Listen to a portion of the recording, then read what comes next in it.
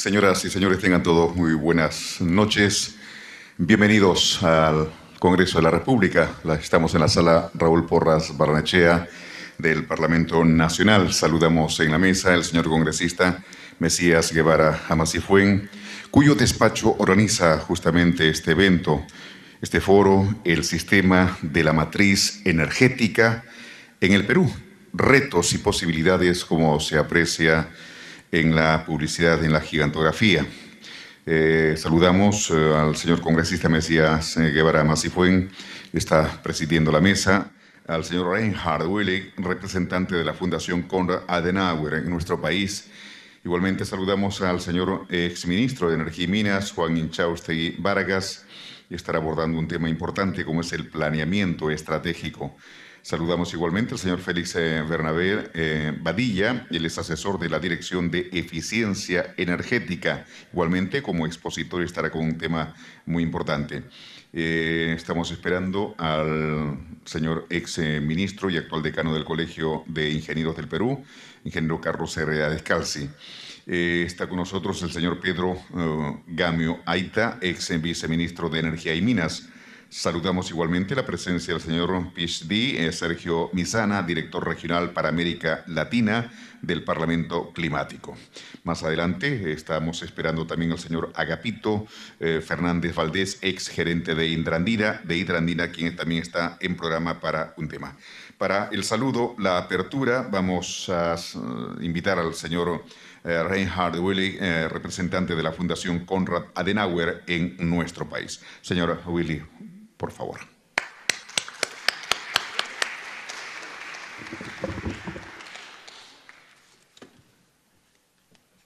Muy buenas tardes a todos ustedes. Un saludo muy especial a mis colegas de la mesa directiva, en especial al congresista Mesías. Nosotros nos encontramos en un mundo de cambios por todos lados. Cambio climático, proceso de urbanización, cambios demográficos, como también la globalización, son procesos que afectan a todos y a todos los aspectos humanos. Esto significa también que las capacidades globales de producción de energía se van a casi duplicar en los próximos 20 años. Sistemas descentralizados y redes inteligentes forman el suministro de energía. Electricidad, tema central de nuestro evento, se volverá como la fuente más importante de energía. Su producción, transmisión, como también su almacenamiento y consumo deben ser puestos en sintonía mutua. Sin duda, estos cambios tendrán consecuencias importantes para el suministro y la seguridad energética en el futuro. Según esto, la complejidad creciente de la producción y el consumo de energía requieren una nueva matriz energética. La matriz energética se refiere a una representación cuantitativa de toda la energía disponible en un determinado territorio, en este caso Perú, para ser utilizada en los diversos procesos productivos o consumtivos. El análisis de la matriz energética es fundamental para el ordenamiento del sector energético y para orientar su planificación con el fin de garantizar la producción, la seguridad y el uso adecuado de la energía disponible.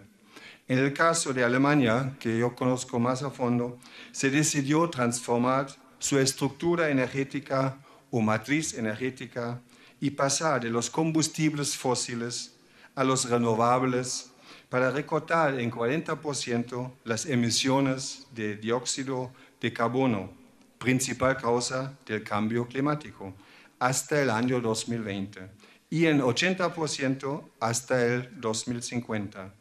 El desastre de Fukushima en el año 2011 dinamizó las decisiones políticas al cerrar 8 plantas nucleares y clausurar 9 más hasta el año 2022. La nueva estructura energética requiere inversiones por más de 300.000 millones de $, y es el experimento energético más grande de la historia, por lo menos de Alemania. Esto significa transformar la totalidad de nuestra estructura energética sin perder la competitividad, base de nuestro bienestar, en un contexto donde la demanda energética crecerá en un 30% hasta el 2050. Además, la estrategia prevé la reducción de 80% del CO2 en 2050 coincida con una disminución del consumo de energía de 50% por unidad de producto. Como ustedes pueden imaginarse, para Alemania esto significa no solamente una época de cambios, sino un cambio de época. Con este evento sobre los retos y posibilidades de la matriz energética del país, la Fundación Konrad Adenauer quiere contribuir al debate político sobre la eficiencia energética en el Perú como equilibrio en el triángulo entre disponibilidad, sostenibilidad y economía de los recursos energéticos. Muchas gracias.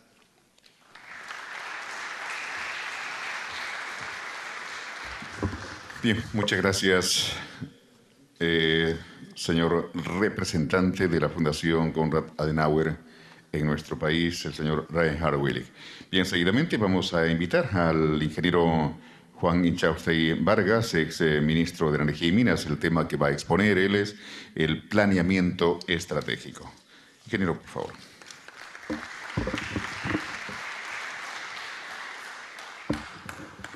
Muchas gracias, buenas noches. En realidad este título del planeamiento estratégico lo acaban de poner, así que además de que resultaría un poco pretencioso abordar ese extenso y complejo asunto, yo lo que voy a hacer es algunos comentarios generales y desde luego terminaré diciendo que es importante hacer un planeamiento energético.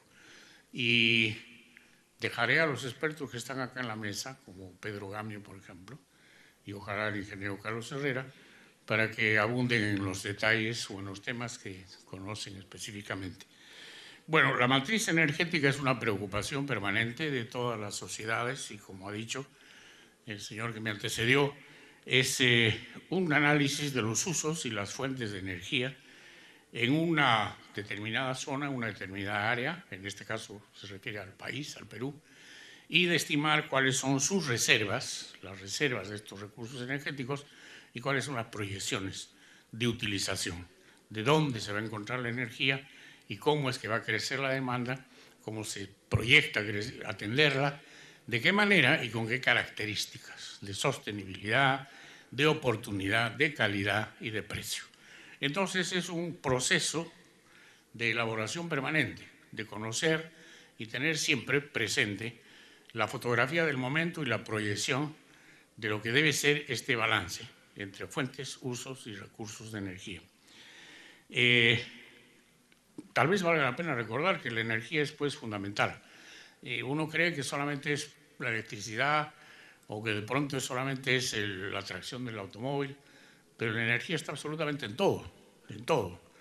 Es el factor fundamental del desarrollo de las sociedades, es insumo y es bien de consumo final, o sea, es insumo para producir cosas.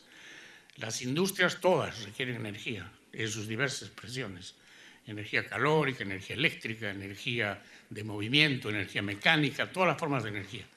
Y toda la transformación que ocurre en el mundo y en la naturaleza es simplemente un proceso de cambios de estado de la energía. No se crea ni se destruye, como dice el principio de Lavoisier, solo se conserva, solo se transforma. Y en realidad, por eso es importante, porque esos cambios, a que se ha referido también, que son lo único permanente, con una frase un poco contradictoria pero real, son los que requieren energía y la energía es, pues, por tanto, la base del progreso de la sociedad.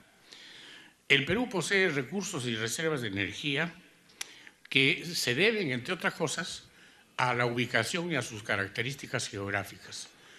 Es, por ejemplo, notorio el hecho de que el Perú está ubicado en una zona donde está la cordillera más alta de América, que es la cordillera de los Andes, y esto, que es el resultado del plegamiento de las capas, determina un potencial muy importante en el campo de la hidroelectricidad.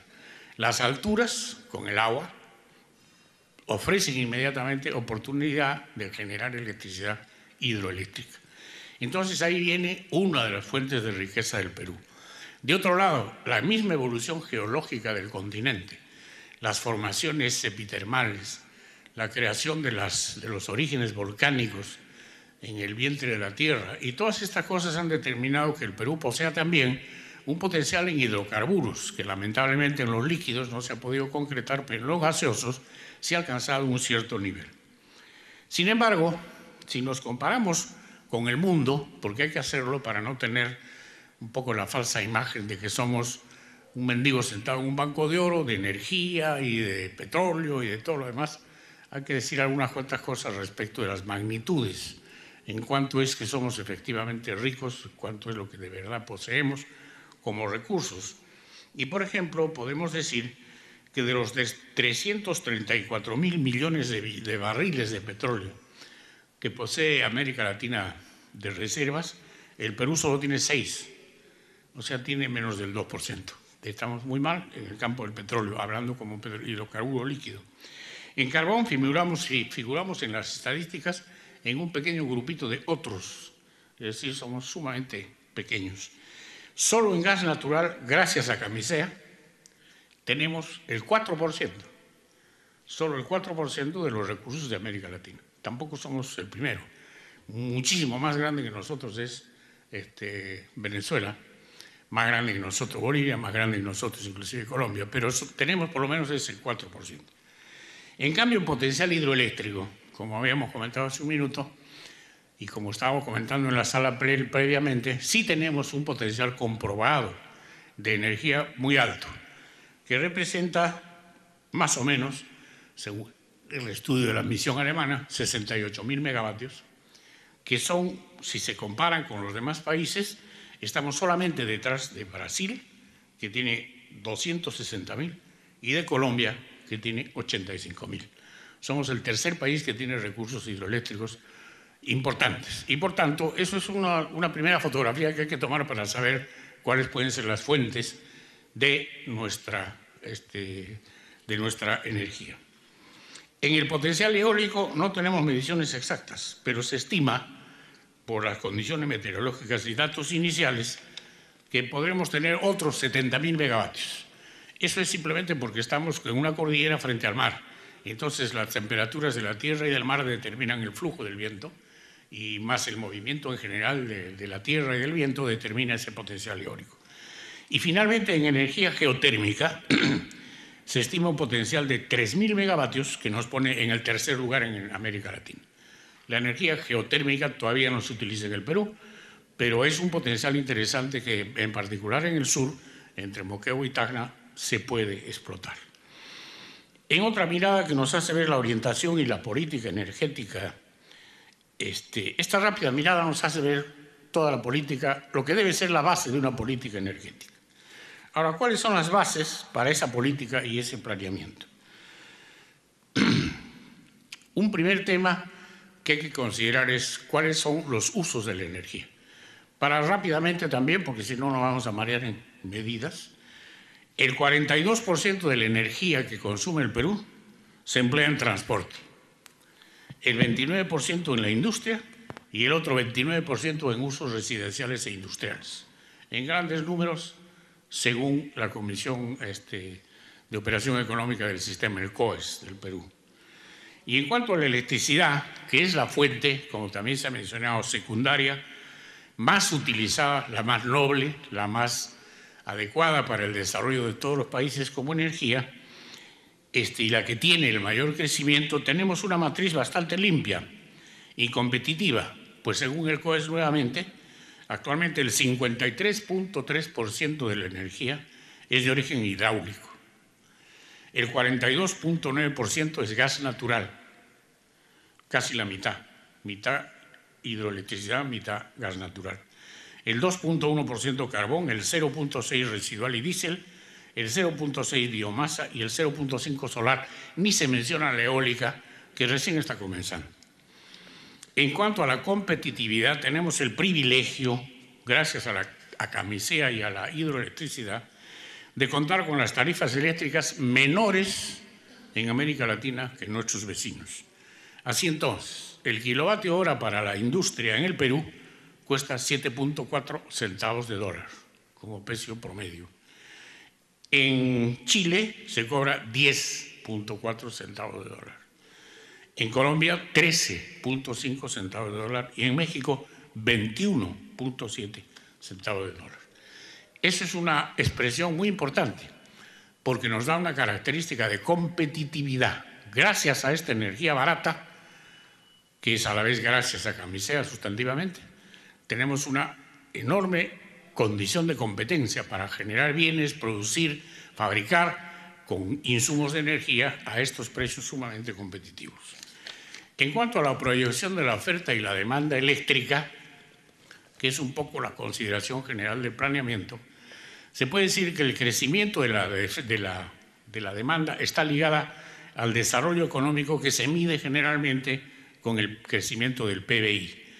Por tanto, las proyecciones iniciales para el Perú se han reducido notablemente, porque como sabíamos hemos crecido en un periodo largo a un ritmo de 6-7%, pero ahora estamos bajando a un 3, 2,5%, por ahí.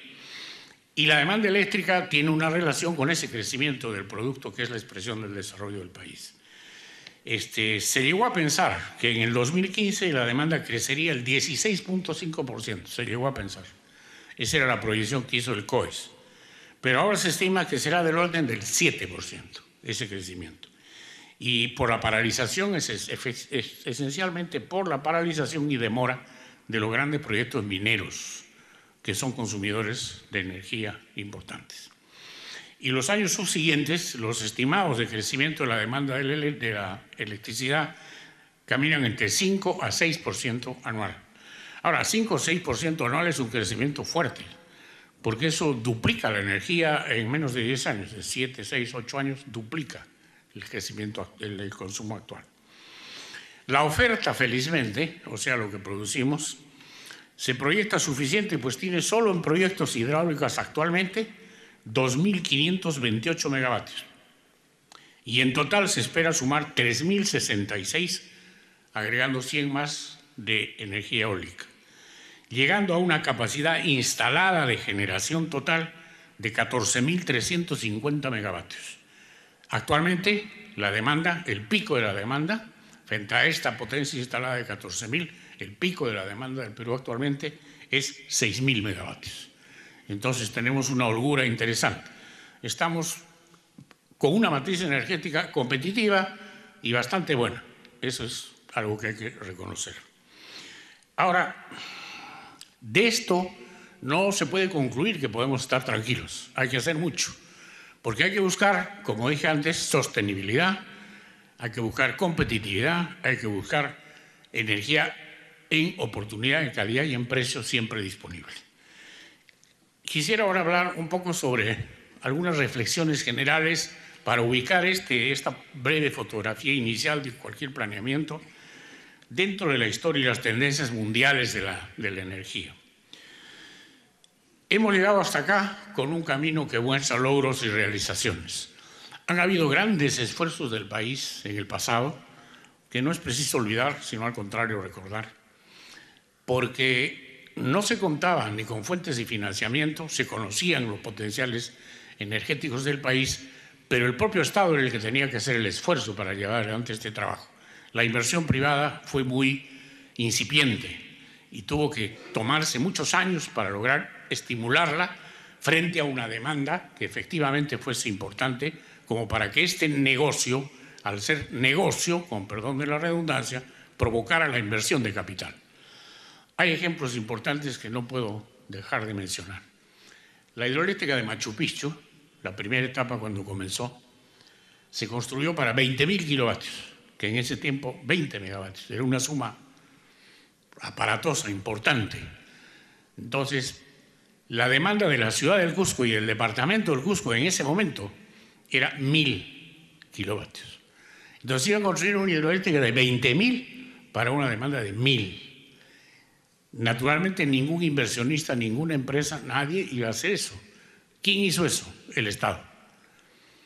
el Estado, a través de la Corporación de Reconstrucción del Cusco, desde el primer gobierno del presidente Belaúnde, se construyó esa hidroeléctrica y hoy día es una de las hidroeléctricas importantes del sistema del sur del Perú, ya no con 20.000, porque después vino en el segundo gobierno del presidente Belaúnde otros 40.000 y así fueron creciendo y hoy día está por los 120.000 kilovatios y es un aporte.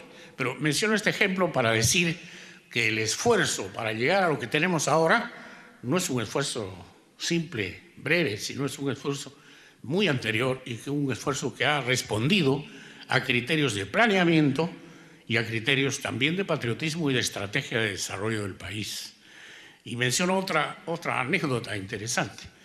Cuando en el año 1965 aproximadamente se inauguró la hidroeléctrica de Huinco, acá en la cuenca del Rímac y el Santa Eulalia, de 270 megavatios, 270.000 kilovatios, una empresa privada, suiza, empresa en esa época hidroandina, Empresas Eléctricas Asociadas, o de Lima Light and Power Company, como se llamaba antes todavía, estamos hablando de principios del siglo pasado.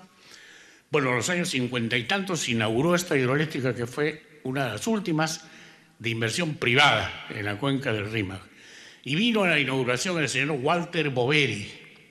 El señor Walter Boveri, los que algo conocen del mundo de la electricidad, han oído hablar del nombre de Brown Boveri, era el dueño de una de las más grandes empresas de maquinaria eléctrica y equipamiento eléctrico y mecánico del mundo, hasta ahora sigue siendo.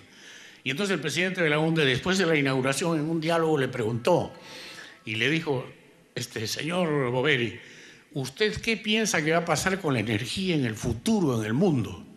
Y el señor Walter Boveri le dije, mire usted, presidente, cosas como estas, perforar los Andes, trasvasar el agua de un lado al otro del mundo, de la cordillera, crear estas caídas, fabricar estas maquinarias, se van a dar cada vez menos, cada vez menos. Esto en la práctica en los próximos años y en los próximos decenios ya no va a existir. Toda la energía del mundo va a ser nuclear, todas las plantas van a ser atómicas. En ese momento el presidente Belaúnde estaba por decidir si continuar o no el proyecto del Mantaro y decidió continuar el proyecto del Mantaro con la Corporación Hidroeléctrica del Mantaro. Esa fue una sabia decisión. Hoy día a nadie se le ocurriría reemplazar el Mantaro por plantas nucleares. Entonces hago esta remembranza solamente por ver cómo es la evolución de la tecnología, de la historia y de la política, y cómo no podemos olvidar estos hitos en el desarrollo del país. Se incurrió en la etapa del Fujimorato en otro capricho extraño, insólito. Se prohibió el desarrollo de hidroeléctricas para beneficiar el gas. Algunos dicen que fue bueno porque de esa manera se potenció el gas, se aprovechó la inversión de Shell, que quedó ahí hundida, 400 millones de dólares, y debido a eso se obtuvo un gas barato, que hasta ahora no sirve. Probablemente la decisión fue interesante, pero de todas maneras retrasó mucho el desarrollo de la hidroelectricidad. Felizmente hemos recuperado el paso en los últimos años y ahora tenemos Chaglia en el río Guayaga, el Águila en el río Mantaro y tenemos casi 2.000 megavatios hidráulicos que están construyéndose en este momento en esta matriz que he tratado de explicar rápidamente. Ahora, sobre las fuentes, sobre lo que podemos avisorar hacia el futuro, esperando no equivocarnos como el señor Boveri, con todo respeto a él, desde luego, que fue uno de los grandes industriales suizo-alemanes, no se puede dejar de mencionar lo que ya ha sido citado acá, la eficiencia en el uso de la energía. Hoy día se llega a decir tanto sobre esto que en un informe elaborado por los representantes de la Exxon, presentado hace poco en un foro en Lima, se ha mencionado el tema diciendo la fuente más importante de energía para el futuro es la eficiencia. O sea, no es buscar otras cosas, sino ser más eficientes. Esa es la fuente más importante. Y hay unas cuantas cifras, con perdón de ellas, porque a veces ya marean, pero en fin, espero que no las diga mal. Se estima que la demanda de energía de los países de la OECD, de los países más desarrollados del mundo, ¿no? la OECD, disminuirá 7% de acá al 2040, del 2010 al 2040. El consumo de energía disminuirá 7%. Pero su PBI colectivo crecerá un 80%. Esta es una expresión bien interesante. Lo que quiere decir es que se desarrolla el país, pero con menor intensidad energética. ¿Por qué? Porque se hace más eficiente el uso de la energía. Eso es lo que tenemos que buscar en un planeamiento energético. Usar eficientemente la energía. En cambio, en Latinoamérica, donde no somos eficientes, la demanda proyectada en este planeamiento crecerá en 75% del 2010 al 2040, porque la población va a crecer de 457 a 600 millones de habitantes y la economía va a crecer 150%. Entonces, para un crecimiento de 150%, la energía va a asumir 75%. Más o menos va a la mitad.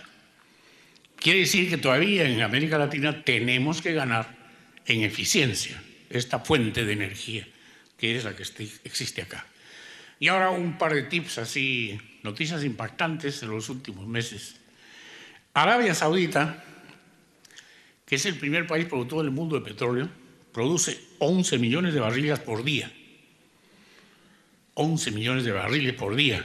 Nosotros producimos 60.000 barriles más o menos. Ha establecido una política energética que le permitirá, lo sostienen ellos, su líder principal, no utilizar petróleo, sino formas renovables, básicamente energía social, para su abastecimiento a partir del año 2040. Fíjense ese desafío. Arabia Saudita dejará de utilizar petróleo y utilizará fuentes de energía renovables. Eso es algo a lo que el mundo entero tiende. Y finalmente, un dato estimulante en el campo de la energía, otra forma sostenible de energía renovable es la energía eólica, que como hemos dicho en el Perú, sabemos que tenemos un potencial bien interesante y ya estamos comenzando. Bueno, pues en Alemania hay un desarrollo extraordinario y me van a perdonar los señores de Konrad Adenauer que no tengo acá las cifras, pero estoy seguro que son iguales o mejores que las de España que voy a mencionar. En España, la producción de esa forma de energía eólica en el año 2013 alcanzó a cubrir el 20.9% de la demanda total. O sea, de la demanda total de España, el 20%, la quinta parte, proviene de la energía eólica. En Alemania estoy seguro que va por ahí, porque los alemanes desde el año 95 más o menos subsidiaron la energía eólica con 8 centavos de marco de dólar por cada kilovatio hora nuevo. Bueno, subsidiaron. Y entonces han llegado a un desarrollo como este. Pero volviendo a España.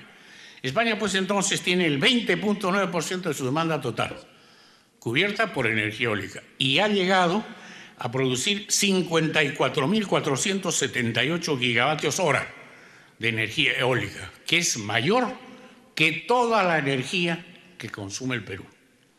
O sea que en España consumen más energía que nosotros y toda proviene del viento.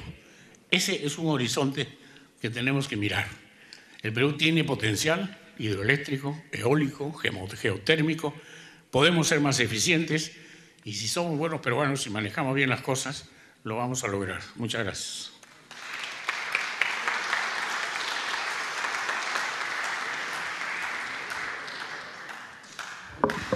Bien, muchas gracias, ingeniero Juan Chaustegui Vargas, ex ministro de Energía y Minas. El tema